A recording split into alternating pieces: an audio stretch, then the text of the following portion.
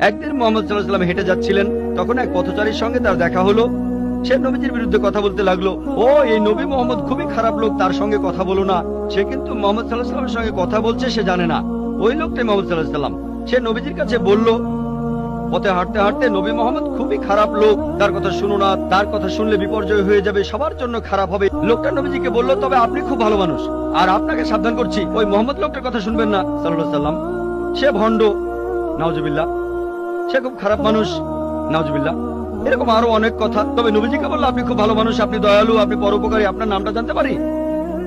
নাম শুনে বলল, কি? আপনি কি বললেন? আমি কি ঠিক শুনছি? আপনার নাম মোহাম্মদ সাল্লাল্লাহু আলাইহি ওয়াসাল্লাম? তখন সে বলল, আশহাদু আল্লা ইলাহা ইল্লাল্লাহ ওয়া আশহাদু আন্না মুহাম্মাদুর রাসূলুল্লাহ। যখন সেই লোকটা বুঝতে পারলো যে এই লোকটাই মোহাম্মদ সাল্লাল্লাহু আলাইহি ওয়াসাল্লাম, আমি অন্য মানুষের কাছে শুনেছিলাম সে খুব খারাপ মানুষ, ইনি তো ভালো মানুষ, তখন সে ইসলাম গ্রহণ করলো।